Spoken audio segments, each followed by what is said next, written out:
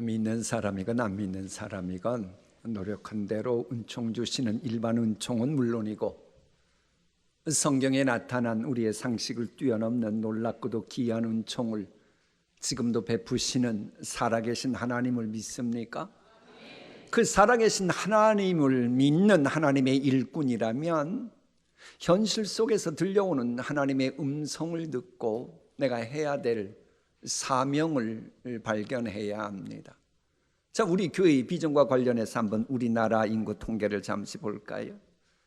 1990년에 비해서 2025년을 보면 어린아이들, 갓난아이들은 너무나도 많이 줄어들었습니다. 저걸 보면서 아하, 우리 교회가 하나님이 허락하시는 비전을 이루려면 아이들 그리고 아이들의 부모인 30, 40 세대들이 우리 교회에 관심을 많이 갖도록 해야 하고 그들을 위해서는 과감한 투자도 해야 되겠구나, 이는 소리를 귀담아 들어야겠죠. 자, 그런가 하면 빨간색 블록을 보면 1990년에 비해서 올해 엄청나게 많아진 그분들이 있습니다. 바로 40대, 50대 그 이후의 어른들입니다. 저걸 보면 아하, 우리 교회가 이제는 이 중장년 세대를 외면하지 말고, 연세 드신 분들도 마찬가지고 외면하지 말고 그분들에게 좀 신경 많이 쓰고 그분들을 전도의 대상, 인도의 대상으로 삼는다면 우리 교회 만명 비전의 성취는 앞당겨지겠구나, 그걸 주고 있는 거예요. 그래, 우리 교회의 비전을 이루기 위해서는 적극적으로는 그들을 전도하고 인도하고 그들이 하나님께 나오도록 해야 되지만은 소극적으로는 현재 나오는 분들이 교회를 떠나지 않도록 하는 것도 잘해야 돼요. 이와 관련해서 지난 월요일 날 미래학자로부터 제가 강의를 들었어요. 그랬더니 이제 그 강의 내용 중에는 충격적인 건데, 교인 수가 많은 어느 교회에 새신자들이 오는데 다른 교회에서 신앙생활하던 사람들이 옮기더라는 거예요. 왜 옮기느냐 이유를 알아봤더니 자기가 정들고 그동안 애를 쓰고 안면도 많은 교회보다는 이 교회가 규범이 있기 때문에 나는 좀 손해보더라도 내 자녀들 신앙 교육을 위해서 교회를 옮길 수밖에 없었다 그러더래요. 여러분, 규범이 뭡니까? 콩가루 같은 가정이 되지 않고 든든히 서가는 가정마다 규범이 분명히 강한 영향력을 발휘하고 있습니다. 교회도 새들백교회를 비롯해서 흥왕하는 교회에는 다 강한 엄격한 규범들을 강조합니다. 가정도 교회도 흥왕하고 든든히 서가기 위해서 알아야 하는 것이 규범입니다. 규범이라고 하는 것은 사람들이 함께 어울려 살아가기 위해서 지켜야 하는 약속입니다. 약속. 학교 같으면 줄을 서서 차례를 지켜야 한다든지 친구들끼리 사이좋게 지내야 한다고 하는 요게 바로 학교 생활의 규범입니다. 자, 상식을 벗어나지 않고 도덕윤리적으로 정직한 사회를 만들어가는 것은 사회생활의 규범입니다.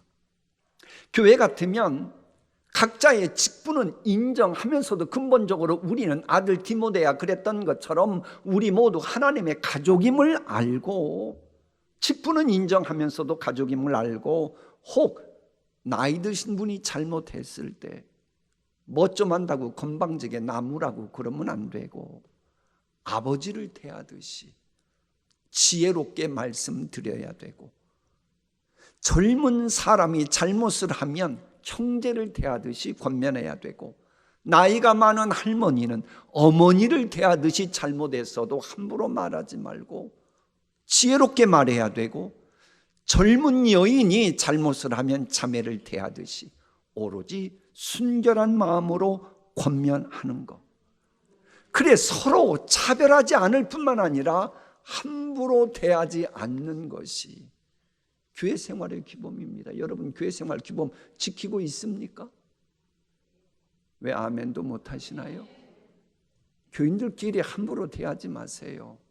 이해관계에 따라 함부로 업신여기는 것은 교회의 규범을 어기는 겁니다.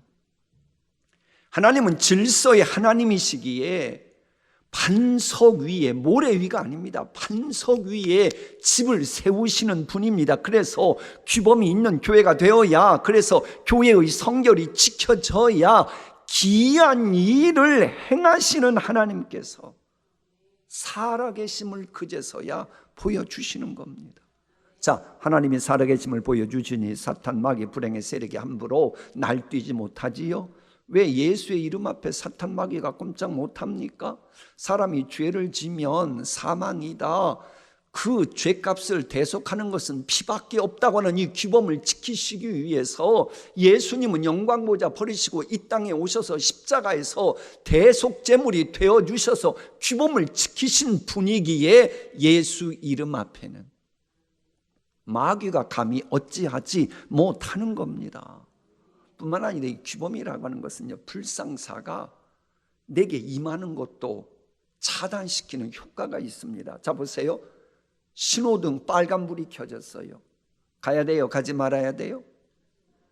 규범대로 가지 않으면 사고 나는 일이 없어지는 겁니다. 그런 측면에서 자녀의 신앙교육과 관련해서 규범의 중요성을 알고 교회를 이동한 사람의 이 사례는 신문대로 거둔다는 말씀과 함께 곱씹어야 하는 내용입니다. 그러잖아요. 규범, 질서의 하나님의 말씀, 약속, 질서를 무시하고 본인이 원하는 대로 가정생활하고 본인이 원하는 대로 교회 생활한다. 그럼 하나님이 떠나시죠. 하나님이 떠나시는 가정, 하나님이 떠나시는 교회, 결국 뭐가 되겠어요? 난장판이 되고 마귀가 마음껏 유린하고 역사하고, 그야말로 그러면 소망이 없습니다. 솔직히 화평이 깨지고 싸움이, 분란이 많은 교회들 보면 규범을 강조하는 천주교에 비해서 개신교들이 훨씬 많잖아요. 인정할 건 인정해야죠.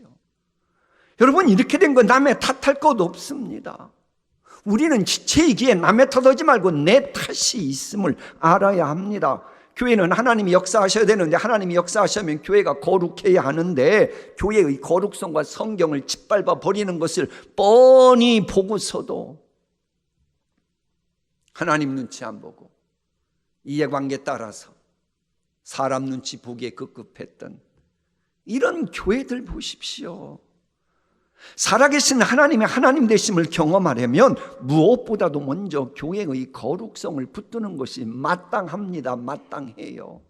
그럼에도 마땅히 행해야 하는 것을 마땅히 여기지 않고 마땅한 거 강조하면 시간이 없는데, 바쁜데, 피곤한데, 교인의 의무를 말하고 자꾸 원칙을 저렇게 따지면서 말하니 참 피곤하게 구네. 그러면서 불평불만 원망 짜증만 하잖아요. 규범 지킬 마음이 없는 거예요. 설상가상으로 그런 분위기에 편승한 일부 중직자들은 규범을 가르칠 생각은 하지 않고 교인들의 영적인 나태함을 합리화시켜줘요. 본인이 하나님도 아니면서. 뭐 그럴 수도 있지. 아니, 규범 지키지 않는 걸 어떻게 그럴 수 있지라고 말합니까? 그게 어떻게 중직자입니까? 그런 사람들은 중직자로서 회개해야 됩니다. 여러분, 우리 기독교의 기본이 뭐예요? 우리 기독교의 기본은 그런 겁니다. 내 부족함을 인정하고, 그럼 그래 냈을 때 하나님의 도우심 바라면서 하나님의 능력으로 한 걸음 한 걸음 나아가도록 해야 되는데, 이런 기본적인 영성 훈련을 다 도외시하고 그저 인간적인 방법으로 어찌게 하는 것을 합리화시켜준다? 이런 모습이 에베소 교회에도 있었습니다. 그럼 이럴 때는 어떻게 해야 됩니까? 규범을 지키는 공동체 찾아 떠나야 합니까? 그건 성경적이질 않아요. 자, 보세요. 아들 디모데야, 내가 내게 이 교훈으로 명하노니 전에 너를 지도한 예언을 따라 그것으로 뭐하며, 여기서 명한다라고 하는 말은 간곡히 부탁한다 그런 정도가 아니고 훨씬 뛰어넘어 타협할 여지도 없이 반드시 복종해야 되는 명령 군사 용어입니다. 선한 싸움 싸우라고 하는 것은, 말씀 따라 선한 싸움 싸우라고 하는 것은 타협할 성질의 것이 아니라는 겁니다. 여러분, 선한 싸움은 대장 되신 예수님을 영화롭게 하고 개인과 교회의 성결을 위해서 모든 성도들이 마땅히 감당해야 될 자기 십자가를 지느냐 마느냐와의 싸움입니다. 그런데 이런 싸움은 하지 않고 오히려 하나님의 마음을 아프게 하고 질서를 어지럽히고 교회의 거룩성을 훼손하는 일에는 웬일인지 혈안이 되어 있고 뭐 악착 같은 무리들이 있어요. 아니, 교회의 거룩성, 교회의 규범 지키는 데는 선한 싸움을 하지 않으려고 막 요리 빼고 저리 빼고 그러면서 마귀 좋아하는 일에는 악착 같은 무리들이 있더라는 거예요. 이런 무리들이 사용하는 무기는 세상 유행 풍조에 물든 가르침입니다. 간혹 말씀을 인용하는 것 같지만 결과를 보면 사탄 마귀가 그리하던 말씀을 악용한 겁니다.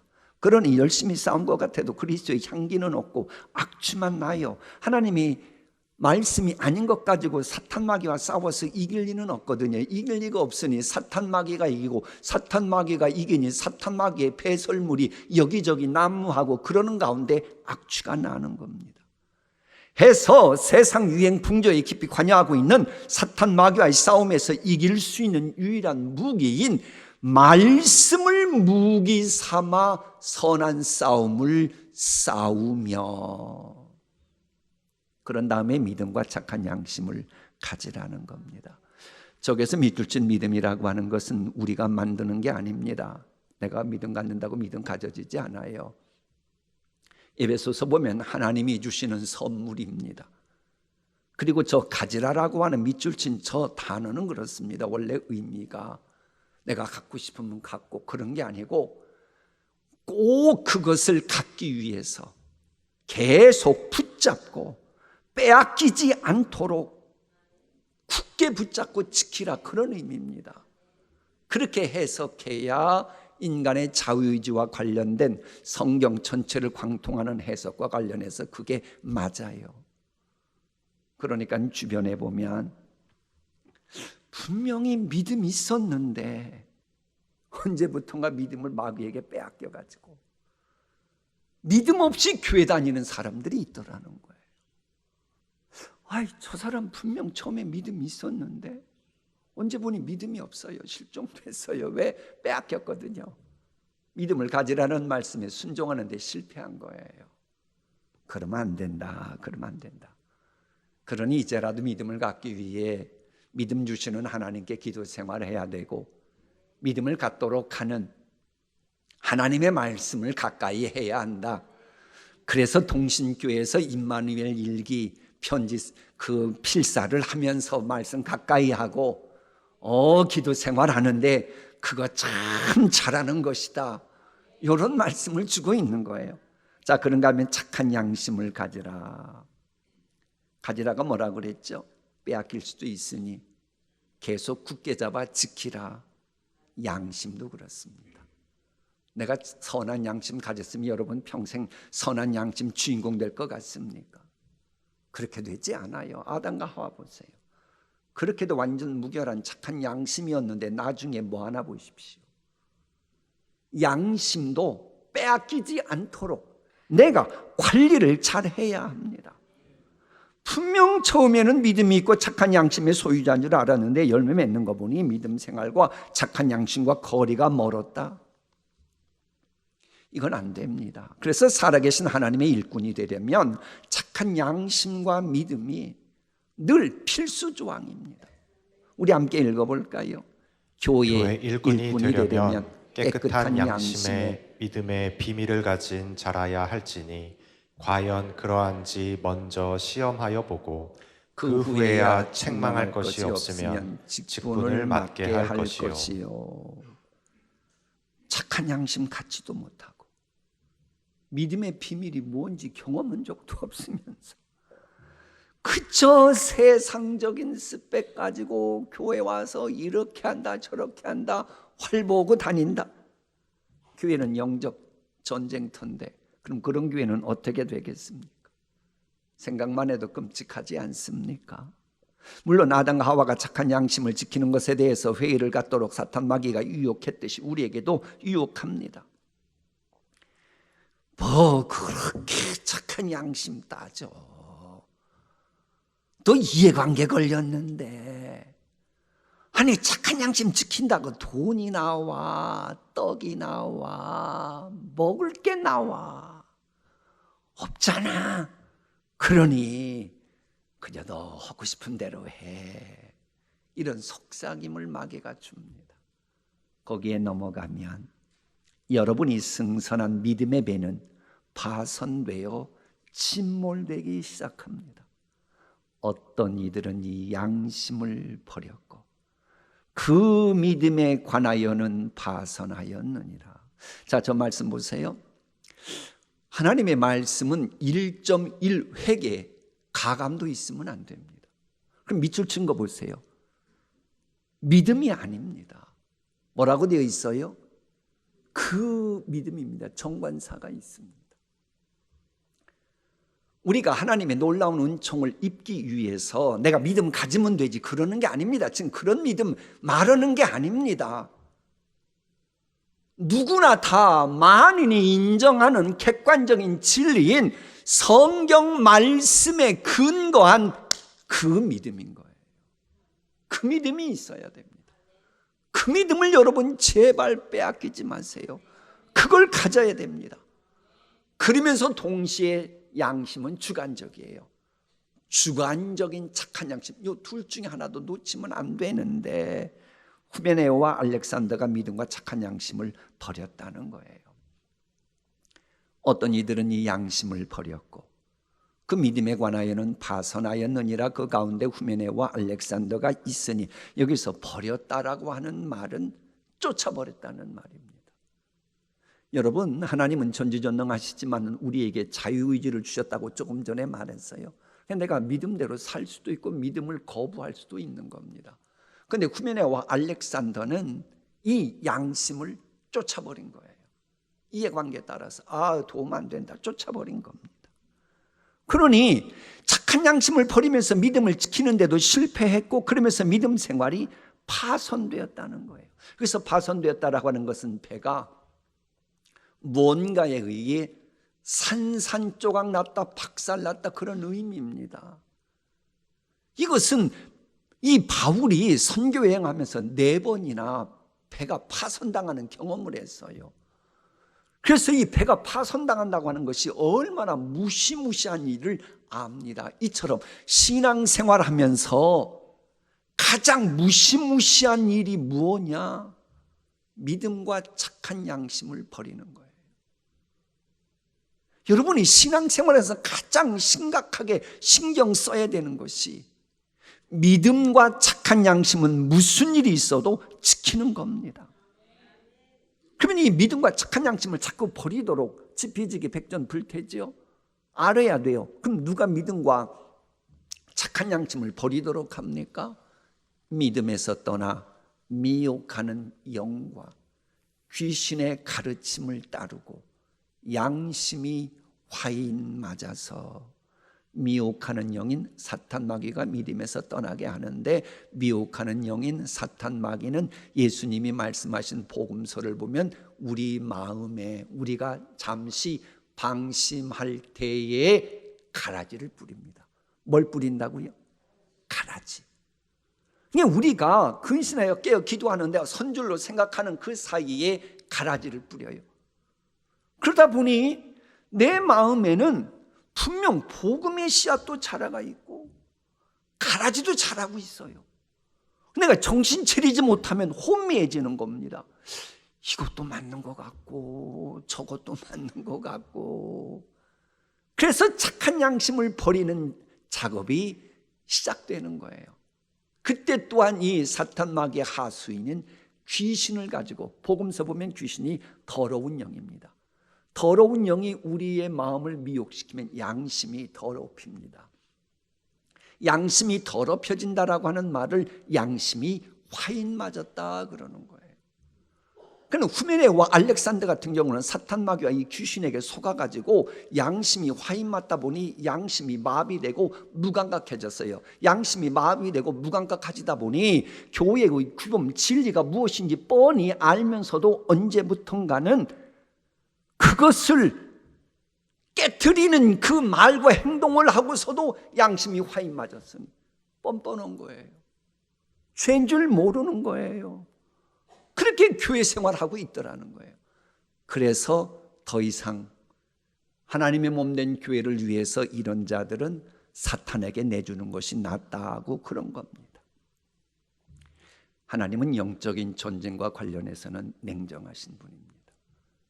이런 하나님에 대해서 영적 센스가 있기에 바울은 허물을 덮어주는 것이 사랑이라는 것을 그렇게 말하고 고린도전서 13장에서 사랑장을 외치고 그럽니다마는 교회됨을 파괴하는 것과 관련해서는 이름까지 이렇게 구체적으로 거론하고 있는 겁니다. 믿음을 버리고 착한 양심 버리는 것은 발본색원하겠다는 의지를 말하는 거예요. 어떤 이들은 이 양심을 버렸고 그 믿음에 관하여는 파선하였느니라. 그 가운데 후메네와 알렉산더가 있으니 내가 사탄에게 내준 것은 그들로 훈계를 받아 신성을 모독하지 못하게 하려 함이라. 조금 전까지 말씀 듣고 끝나면 그건 이단이고 사입입니다. 하나님의 말씀은 늘 성경 전체적으로 봐야 합니다. 저 말씀 보고 사탄에게 내줬네, 사탄에게 내줘야겠네, 그리고 끝나면 그게 예수님의 정신을 잃어버린 아주 잘못된 그 사탄 마귀에게 미혹된 거예요. 왜? 사탄에게 내준 바 된 그 영혼들 건지시기 위해서 영광 모자 버리시고 십자가에서 대속제물 되신 예수님이 계시잖아요. 왜? 사탄에게 내준 바 된 것 같은 그런 영혼이라 할지라도 밑줄 친 대로 그들로가 뭐예요? 그들도라고 하는 말도 돼요. 훈계 말씀을 받아 신성을 뭐하지 못하게 하려 합니다. 저렇게 하면 되는 겁니다. 저렇게. 여러분 잊지 마세요. 아무리 문제 있고 저 인간은 교회에서 출교해야겠네 그런 사람이라 할지라도 그들을 가르치고 신성 모독하지 않도록 인도하는 게 살아계신 하나님의 일꾼다운 모습이에요. 하지만 여러분, 담임 목사라서 제가 여러분 입장 조금 대변할까요? 누구는 믿음의 행보를 하기 싫고 착한 양심의 소리 외면하려고 교회 생활하는 분 있습니까? 여러분 그러려고 교회 생활해요? 아니잖아요. 다 믿음대로 살고 싶고 착한 양심의 소리 지키고 싶고 그러잖아요. 그렇다면 신성 모독하는 교회 생활을 하기 싫은데도 유혹에 넘어가곤 한다면 어떻게 해야 됩니까? 잘 들으십시오. 양심의 소리를 외면하고 전신하고 싶은 마음이 있을 때는 우선 잠시 스톱해야 됩니다. 머뭇머뭇거리는 게 좋습니다. 내가 이렇게 하는 것이 옳은 것인지 한번 하나님 앞에서 나 자신을 돌보는 메타인지 나 자신을 돌보는 시간을 가져야 됩니다. 시편대로 하면 셀라 했듯이 멈추고 할 수만 있으면 더 오랜 동안 하나님과 시간을 보내는 겁니다. 이와 관련된 아주 유익한 이야기를 한 분이 있어요. 2차 세계대전 당시 홀로코스트에서도 살아남은 여성입니다. 순간순간 수많은 갈등과 고민이 많았어요. 그래도 살아남고 난 후에는 그 프랑스의 철학자, 정치가로서 장관까지 한 분이고 유럽 의회의 최초의 여성 의장까지 한 그 시몬 베유라고 하는 분이에요. 이분이 저 용어를 써요. 머뭇거림의 간격.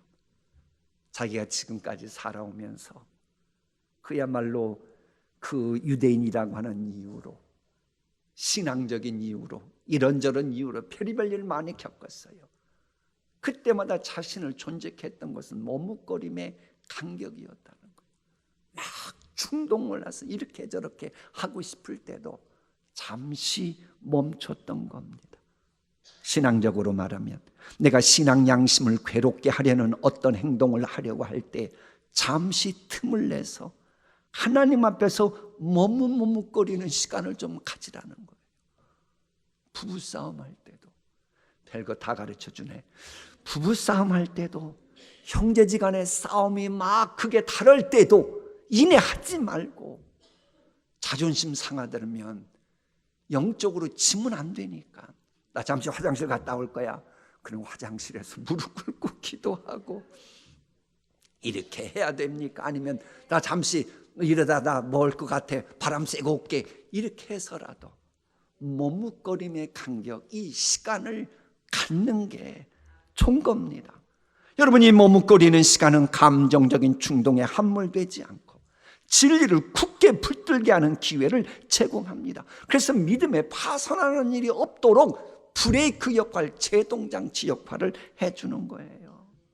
다시 말합니다. 우리도 인간이다 착한 양심을 가진 사람답게 살지 못할 때가 있어요, 없어요? 이건 속으로만 해야죠. 있어요. 그럼 그렇다고 해서 믿음과, 성경적인 믿음과 착한 양심을 외면하는 사람을 합리화시켜줄 수는 또 없잖아요. 그렇죠? 그럴 때 우리가 할 일이 뭐예요? 기도해 줘야지요. 합리화시켜주면 안 돼요. 법을 어긴 부모라고 해도 자식이 법을 어길 때 합리화시켜주면 그 가정 어떻게 되겠어요? 물론 자식은 아니 아버지도 잘못했잖아요. 그럼 나도 그럴 수 있지. 그럼 그럴 때 어떻게 해야 돼요? 이런 못된 녀석이, 나는 그랬어도 너는 그러면 안 되지, 이렇게 가르치는 권위 꼭 가지길 바랍니다. 분명한 건 뭐냐? 하나님은 그래요. 믿음, 착한 양심 외면하고 신성 모독하는 가정 하나님이 은혜 주시지 않습니다. 그래 지금 한국교회는 더 이상 부흥이 어렵다고 말들 해요. 인간적인 능력과 판단으로 그럴 수 있어요. 그러나 인간의 능력과 판단으로 안 될지라도 성령님이 역사하시면 우리 교회의 부흥에 대한 비전 반드시 열매 맺도록 기하고도 놀라운 일을 행하시는 하나님이 도와주실 줄 믿습니다. 우리 따라합시다. 성령의 능력으로 부흥하는 교회, 성령의 능력으로 부흥하는 교회, 오직 예수 그리스도의 영으로, 오직 예수 그리스도의 영으로. 여러분의 가정이 뭔가 회복의 은총을 입고 놀라운 은총을 입으려고 할 때에, 우리 교회가 부흥의 은혜를 입으려고 할 때 장애물 되는 모든 것 성령의 불길로 태워지면, 그래서 성결하면 하나님은 기꺼이 우리의 비전과 관련해서, 여러분 가정의 소원과 관련해서 놀랍고도 기이한 일을 행하실 줄 믿습니다. 마무리하겠습니다. 오늘의 본문이죠. 아들 디모데야, 뭐예요? 교회는 하나님의 가족이니까 우리 서로 그렇게 봐야 돼요. 살아계신 하나님의 일꾼인 디모데야, 내가 내게 이 교훈으로서 명하노니 전에 너를 지도한 예언을 따라, 즉 교회는 살아계신 하나님의 집이요 진리의 기둥과 터라고 하는 말씀의 근거에서 그것으로 리영의 검인데 성경의 검으로 되어 있네. 성령의 검, 곧 하나님의 말씀으로 선한 싸움을 싸우며 선한 싸움에서 승리하는 일꾼이 되기 위하여 믿음과 착한 양심을 가져라. 그러면 살아계신 하나님께서 놀랍고도 귀한 일을 행하시는 겁니다. 실제로 이스라엘 백성들이 말씀의 근거에서 자신의 성결을 이루었을 때에 도저히 불가능해 보였던 초롱성, 이 여리고성을 정복하는 놀라운 일을 하나님이 행하셨습니다. 그리고 난 후에 성결 문제를 계속 신경 쓰고 그리할 때에 히브리 민족을 저거 그만 이제 없어도 되는데요. 잠시 제가 물을 좀 마시고 하겠습니다. 이 히브리 민족을 어중이 떠중이라고 무시했던 게 애굽 민족이었잖아요. 그 애굽의 25왕조에는 아주 유명한 그 사바카라고 하는 파라오가 있었습니다. 지금도 대형 박물관에 소장되어 있는 사바카 스톤이라고 하는 그 석비가 있어요. 여기에는 그 헬레니즘의 로고스 개념을 보여주는 아주 중요하고도 희귀한 겁니다. 그때는 대단했어요. 그런데 이 사람들이 누구냐? 저 구수 사람들입니다. 그런데 그들의 후손들이 나중에 자기들이 어중이 떠중으로 봤던 바로 그 사람들에게 와서 엎드리는 이 놀라운 일을 하나님이 행하십니다. 하나님은 이런 분이에요. 자기들이 어중이 떠중이라고 봤던 그 사람들 앞에서 이 왕족 후예들이 가가지고는 엎드려 절하고 그랬다는 거예요. 지금도 하나님은 여러분 가정과 교회의 규범인 말씀으로 거룩해지면 그 성결한 모습을 보고 살아계신 하나님은 지금도 그처럼 역사하시는 겁니다. 이런 은혜를 경험하는 여러분의 가정이 되시고 그런 가정들로 충만해지는 우리 교회가 되길 소망합니다.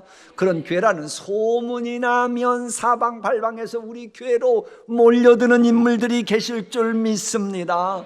그러는 가운데 우리를 높이기도 하시고 살리기도 하시고 그야말로 낮추기도 하시고 그야말로 높이 쓰시기도 하시는 흥망성쇠를 뜻대로 좌지우지하시는 하나님을 찬양하는 소리가 드높아지는 여러분의 인생과 여러분의 가정과 우리 교회가 되었으면 좋겠습니다. 기도하십니다.